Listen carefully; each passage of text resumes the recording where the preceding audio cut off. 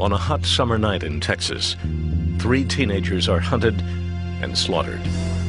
The killer is sentenced to die and then set free. How can this serial killer get out of prison? How could he have been on death row and make parole? He got by with murder. He could do it again, and he did. Kenneth McDuff was a killer when he went in, and he was a killer when he went out. A second wave of murders shocks the state, giving parole a bad name. It changed the criminal justice system in Texas, there's no question about it.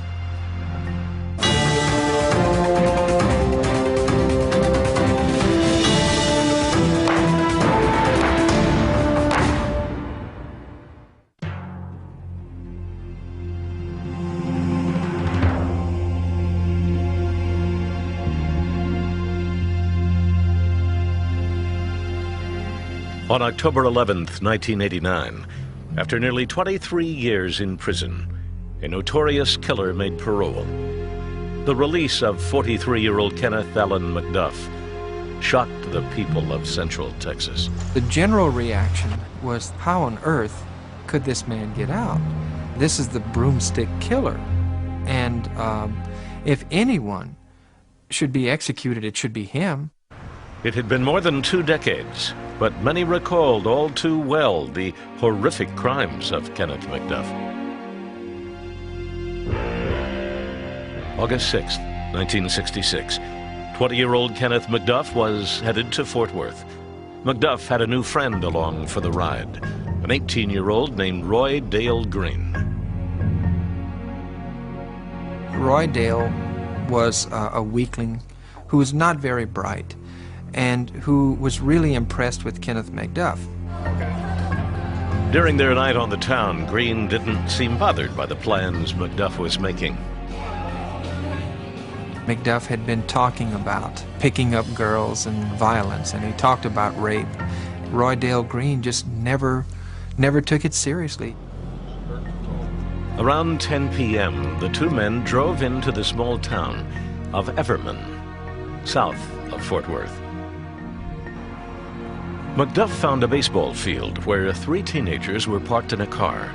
16-year-old Edna Sullivan, her boyfriend, 17-year-old Robert Brand, and Robert's 15-year-old cousin, Mark Dunnam.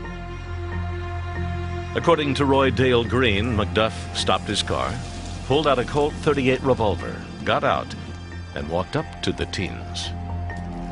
McDuff took his pistol and went up and ordered them out of the car and put all 3 of them in the trunk of their car. Green followed in McDuff's car as his new friend drove the teen sedan to an isolated area. McDuff ultimately opened the trunk, took the girl out, put her in his car, and just shot those poor boys. They begged for their lives, and he just shot them, and it was just cold-blooded murder. McDuff was impatient, and when he could not close the trunk of the teens' car with their bodies inside, he backed it up to a fence, leaving the trunk open. Then he and Green got into McDuff's car and drove away, with Louise Sullivan locked in the trunk. They drove around, finally found the proper place for him to commit his acts on this poor Louise Sullivan, and he raped her. McDuff raped the girl using an old broomstick he had in his car. Finally, he used the broomstick to kill her. McDuff laid her down on her back and sat on her chest and took that broomstick and held it down over her throat and pressed and pressed and pressed with it until she finally gasped and died. McDuff and Green dumped Sullivan's body in some tall grass, then headed home. The boys' bodies were found the next day in the trunk of their car. When the news got out, Roy Dale Green broke down. Green had a conscience, and he got to feeling real bad, and he told somebody what had happened. Green led police to the body of Louise Sullivan. McDuff was quickly arrested. Green, his accomplice, was the star witness against him at his murder trial. On the stand, Green seemed terrified to be in the same room with McDuff. His voice would drop to an inaudible level. The jury could tell he was telling the truth. There's no way he could be rehearsed on the way he was testifying. McDuff took the stand in his own defense. He acted like he could care less. He said he didn't kill him, that it was all Green's doing, and he just had cold eyes. But it's heartbreaking to sit there and listen to him when he was on the witness stand, just nonchalant. I mean, like he wasn't nothing to him, you know. The jury didn't believe the 20-year-old McDuff. In November 1966, they found him guilty. The judge sentenced him to die in the electric chair. He became known as the broomstick killer. During the 6 years after the murders, the condemned killer managed to win 2 stays of execution. Then, in 1972, he got lucky, as did everyone facing the death penalty in the U.S. The Supreme Court overturned the death penalty. That meant that everyone on death row, including Kenneth McDuff's sentence, were commuted to life. Dallas investigative reporter Robert Riggs tracked attempts by McDuff and other convicts to make parole. They were eligible for parole, but who would imagine somebody would give it to them? McDuff kept at it and got lucky again. In 1987, a federal court ruled that Texas prisons were so overcrowded they violated the civil rights of inmates. The court set limits on prison populations. As a result, county jails became overcrowded with a backlog of inmates. So a deal was quietly struck between Texas Governor Bill Clements and members of the parole board. And that pact was that in order to relieve prison overcrowding, you're going to turn loose 150 inmates a day. They went through the con artist. Eventually worked their way up to the car thieves, but suddenly they had run out of bodies. They found themselves in the dregs of the prison system. The parole board reached Kenneth McDuff in October 1989 and set him free. I was absolutely flabbergasted when I heard they'd parole that man, because I knew that he wasn't going to quit. I knew he wasn't going to quit.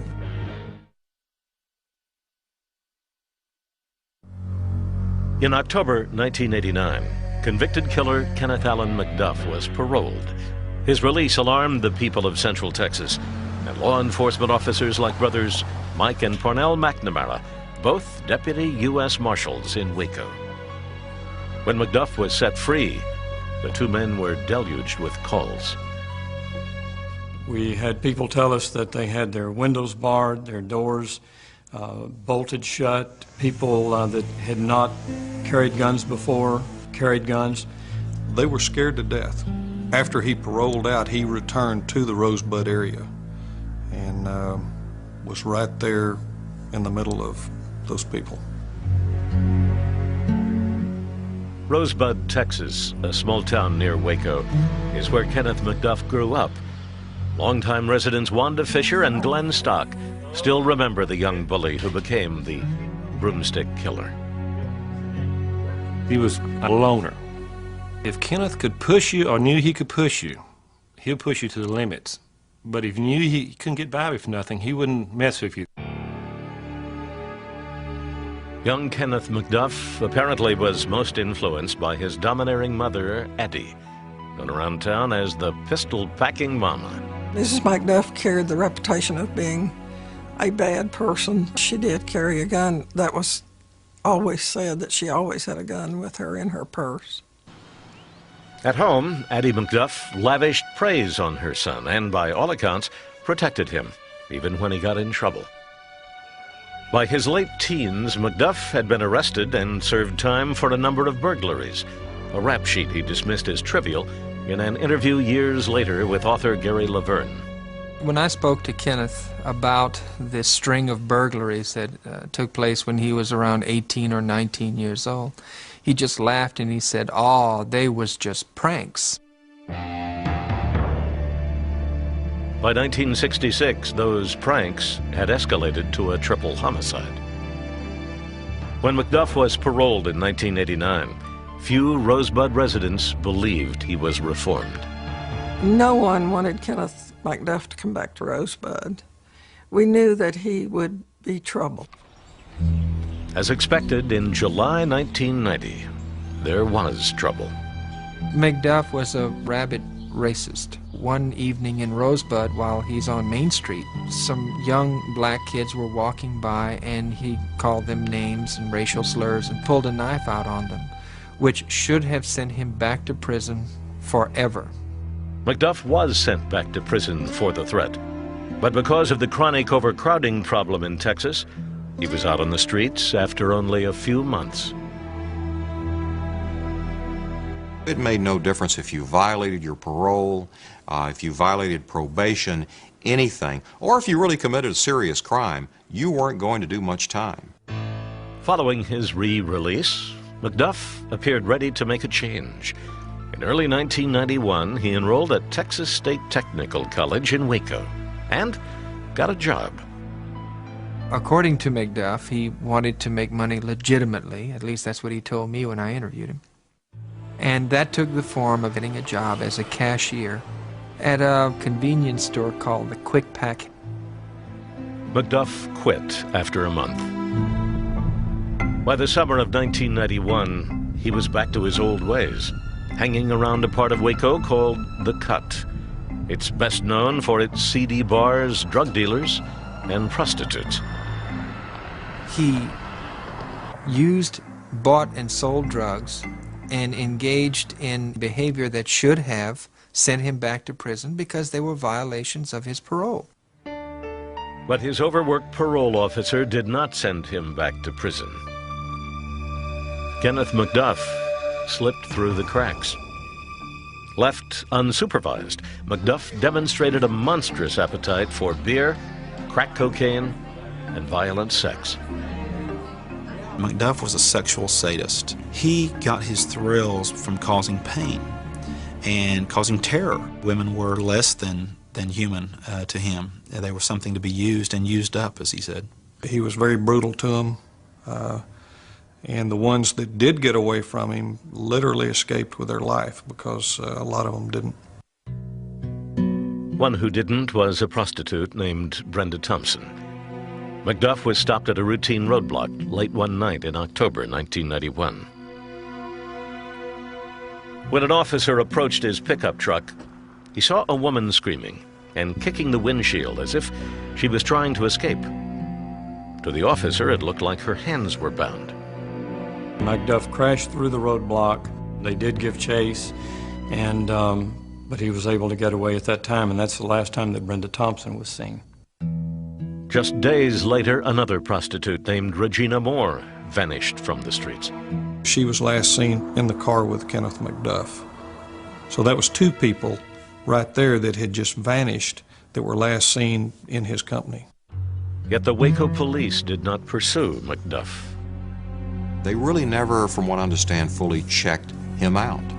So he was always in the grasp of police who, through really lousy police work, always let him go on to another victim. Sunday, December 29th, 1991. McDuff was on the move again, this time headed south to Austin in a tan Thunderbird. At his side was a new friend, Alva Hank Worley. Also out that night was a 28-year-old Austin woman named Colleen Reed. Colleen Reed was a lovely, bright accountant, a woman who was beloved in her office in Austin, many, many friends. That afternoon, Colleen didn't feel well. She took a long nap and woke up in the early evening. She woke up and realized that she still had to go deposit some money at the ATM. Her car was filthy. She went to the bank. She went to the local supermarket, and then she went to wash her car. And little does she know that Kenneth McDuff and his accomplice are circling this car wash like a shark circling its prey. They slide in behind her. McDuff slips out of his car, grabs her by the throat. He's an enormous man, enormous hands. She's a very small, petite woman. Literally lifts her by one hand by her throat, shoves her into the car. People standing on the front porch of a nearby house heard a woman screaming. They heard the screams and immediately went over to the car wash, where they found Colleen's car still dripping with suds, still wet. No one's there. She was gone. Poof, gone. The witnesses told police they saw a tan Thunderbird speed away from the car wash, the wrong way, down a one-way street. 3 months later, 23-year-old Melissa Ann Northrup, a pregnant mother of two, was working the night shift at the Waco Quick Pack, the same convenience store where McDuff once worked. Northrup had complained to her boss that she didn't feel safe working alone in the store at night. She said, I'm afraid to fill the beer boxes up because I can't hear when someone comes in and out the front door, because there was no security, period. And McDuff knew that. He told a number of friends that there was a good-looking girl in a convenience store that he could rob without a problem. On the night of March 1st, 1992, Kenneth McDuff was out looking for drugs. Then his car broke down. And guess where it broke down? About 100 to 200 yards from the Quick Pack store where Melissa Northrup was working the graveyard shift. Melissa Northrup had spoken to her husband Aaron on the phone several times that night. But when he called around 4 a.m., there was no answer. He got worried and rushed to the store. I got the call and it was Aaron. He said, Brenda, is Melissa there? And I said, well, no. He said, is her car there? And I said, well, no, she's at work. He said, she's not at work. I'm here at her work and she's not here and she's gone and her car's gone. We feel that she may have very well been kidnapped. Okay. Any leads, any suspects, anything to go on? We have no suspects at this time, at this point. She's gone. And then a few days later, Kenneth McDuff's car was discovered at the New Road Inn, which is just about a block from the Quick Pack, and he was also missing. He was gone from the area. The discovery of McDuff's tan Thunderbird near the convenience store, coupled with what the marshals knew about his violent past, would soon make him the prime suspect in the disappearance of 4 women. And from that moment on, a massive manhunt took place, and the hunt for McDuff was on.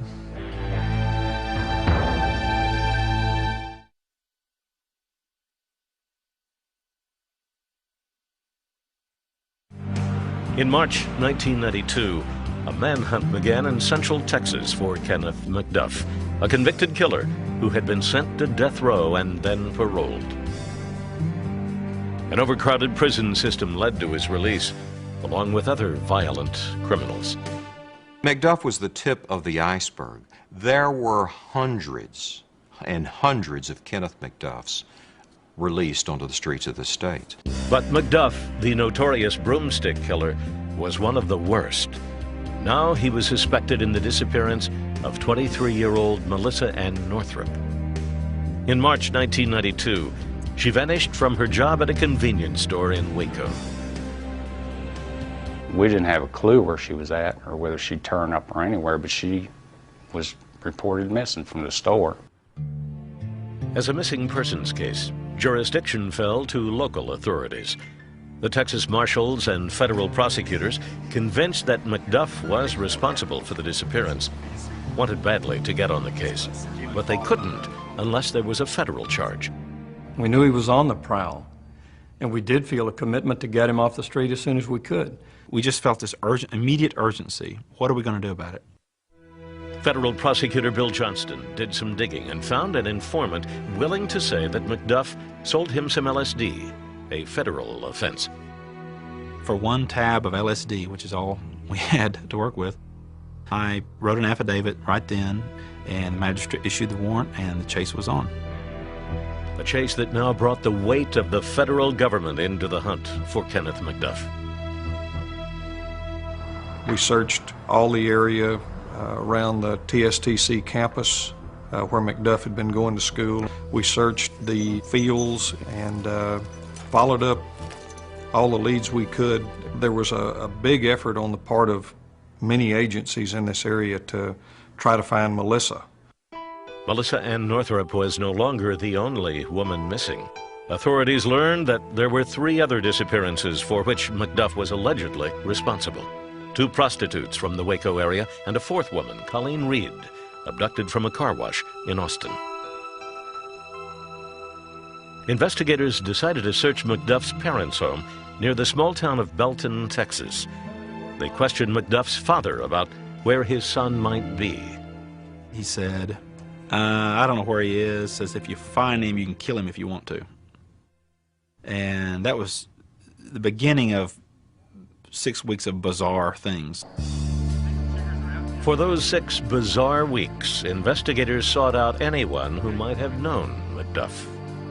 We got the same story from almost all the people that we interviewed, that he had continuously talked about murdering people, burying people, disposing of bodies. Then they found Alva Hank Worley, a high school dropout, small-time crook, and occasional drinking buddy of McDuff. Worley lived at Bloom's Motel off Interstate 35 in Belton. He seemed suspicious from the start. What was most apparent in our interview with Worley was his lack of feeling at all. It was certainly a signal to us that he knew far more than what he was telling us. For several weeks, authorities kept showing up at Worley's rundown motel room. In April, a Bell County investigator found that Worley wouldn't sit still or look him in the eye. I would grab him by the shoulders and tell him, Hank, you need to talk to me about this situation. And that was the first time that he said, I think he might have hurt somebody. A few days later, Worley was ready to talk about his friend, whom he called Mac. He got word to investigator Tim Steglick to meet him at the motel. Hank walked up to the passenger side door of the car, and he opened the door, and he looked at me, and he said, I was with Mac when he took that girl from the car wash. That girl was Colleen Reed, who had been missing for 4 months. Alva Hank Worley's confession was a terrible story of abduction, torture, and murder. He had talked about abducting her from the car wash and then driving her to south of Belton. He was saying that she was raped and tortured in the car. Her hands were bound behind her back. They repeatedly raped her in every way that you can rape another human being. They burned her with cigarettes, beat on her. She took a lot of torture. She took a lot of abuse. Worley showed investigators an abandoned road near the McDuff family home, where Reed was taken and tortured some more. It was a gravel road in the middle of a field. It was a very spooky place. At one point, Worley put his hands over his ears and looked down as he was standing in the middle of this field and said, her screams are so loud, they're hurting my ears. It was almost like he was still hearing her scream. Worley said he watched in horror as McDuff beat Colleen Reed until she was lifeless. Just days before Worley's confession, another murder had been attributed to Kenneth McDuff. On March 25, 1992, behind the campus of Texas State Technical College, a young man made a grisly discovery. He saw something, and unfortunately it was a part of the body that protruded above the ground. Investigators who thought they knew all about McDuff's alleged victims were in for a shock. We thought, well, it's Melissa Northrup. And then as they got down closer, they saw the hair, and the hair was not of a white person. So everybody was going, my gosh, who is this? It was 22-year-old Valencia K. Joshua, a prostitute from Waco. Authorities learned she was last seen at the college campus, looking for Kenneth McDuff. Was convicted in April, the U.S. Marshal's Office made a public appeal to be on the lookout for McDuff. He's a very dangerous man, and we want him off the streets, and that's why we're asking for your help to help us. The manhunt now included dozens of local, state, and federal officers, all working around the clock. It was 24 hours a day, 7 days a week. Nobody went home. We slept in the halls. I mean, it was the most intense manhunt that I've ever been involved in. On April 26, 1992, in rural Dallas County, the search for Melissa Northrup came to an end. A fisherman discovered her badly decomposed body floating in about 4 feet of water. For Melissa's family, 57 days of waiting were over. But her mother still had to give Melissa's 2 children the news. The most difficult thing I had to do was sit down with these 2 kids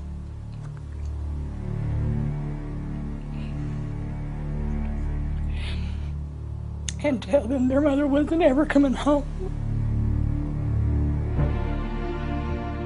With no breaks in the case, the U.S. Marshals decided it was time for a new strategy. They approached the producers of the program America's Most Wanted, which aired a segment about Kenneth McDuff. The May 1992 broadcast generated numerous tips, one from a man in Kansas City, Missouri. The man said he recognized McDuff as someone he worked with at a trash company named Richard Fowler. A quick check revealed that Richard Fowler was really Kenneth McDuff. On May 4th, 1992, McDuff was arrested and flown back to Waco, Texas. We just couldn't believe it. We couldn't believe that he was actually in custody. Everyone that was working on the case was, you know, just elated that this man was finally off the street. Back in Waco, the marshals had to contend with an angry crowd that gathered outside the federal courthouse to vent their rage at McDuff. Suddenly, the extended family members of Melissa Northrup exploded in anger and began screaming and sobbing and crying at him. Your vengeance is mine, saith the Lord! He's gonna get you! The marshals, who had worked so hard to capture McDuff, now found themselves concerned for the killer's safety, protecting him in order to bring him to justice. These were not murders of opportunity. It wasn't like he just snapped and went out and murdered. He actually pre-planned and determined to find a victim. Out of the 5 suspected victims, prosecutors felt their strongest evidence involved the abduction and murder of Melissa Northrup. The state would try that case first. A bearded McDuff appeared in court in July 1992 for arraignment on capital murder charges. McDuff, how do you wish to plead to the allegation? Because of heavy publicity, McDuff's court-appointed attorney requested and received a change of venue.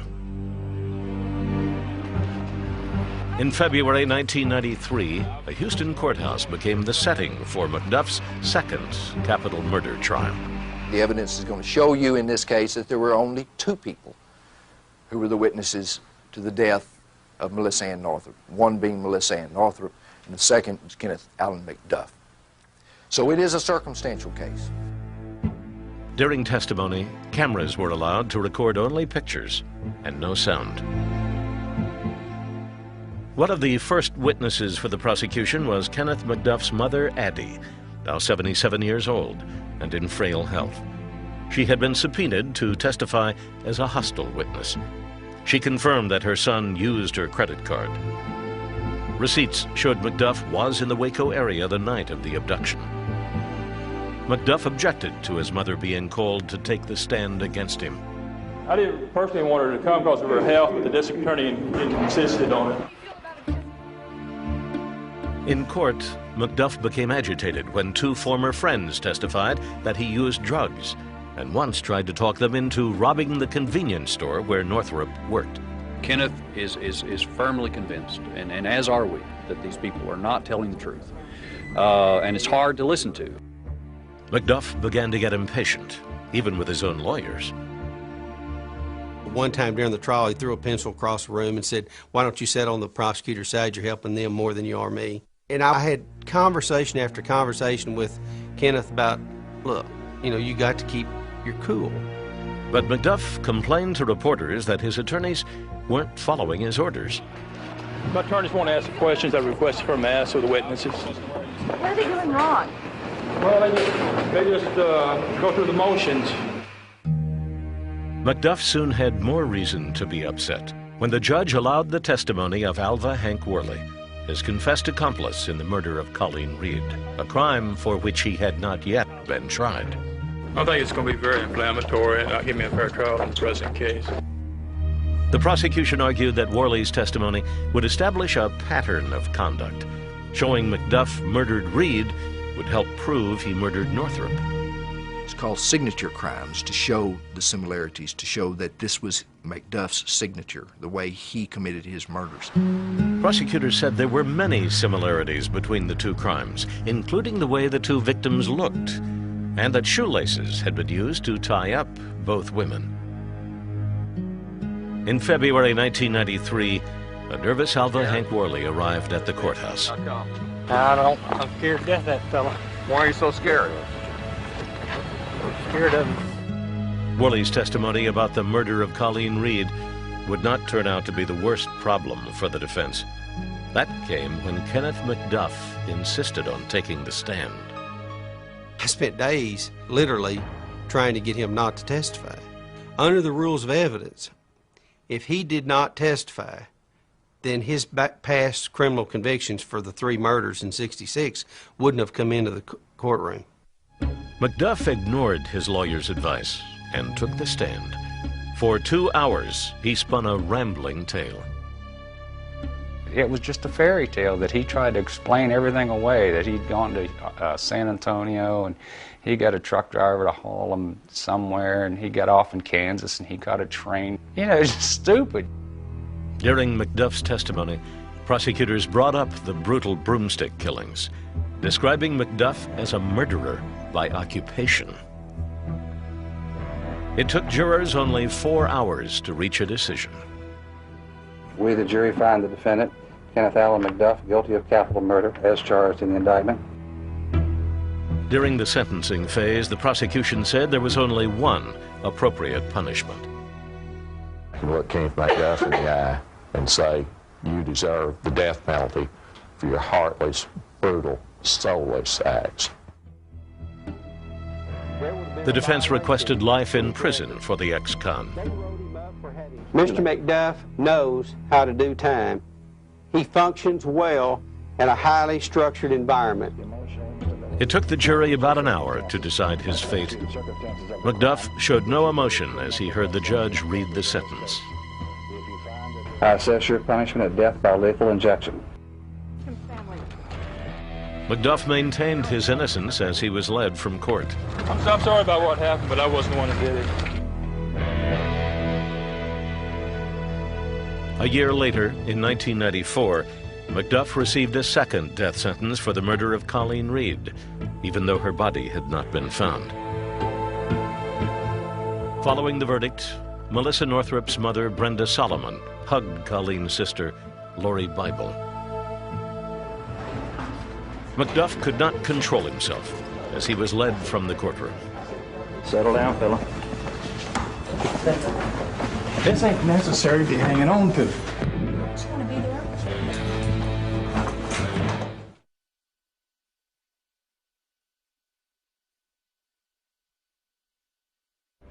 By 1994, Kenneth Allen McDuff had received 2 death sentences for the murders of Colleen Reed and Melissa Ann Northrup. McDuff is the only man in Texas history ever sent to death row, paroled, and then sent back for killing again. It had been 7 years since Regina Moore, Brenda Thompson, and Colleen Reed disappeared. Their bodies had not been found. In a 1998 interview, McDuff was still denying involvement in any murder. Tell them where Colleen Reed is. They still haven't found her body. Is there any way to make amends? First of all, I would have to know where it was at. Did you ever kill anybody? No. Not even those kids back in 1966? No. I don't want to see anyone suffer or die.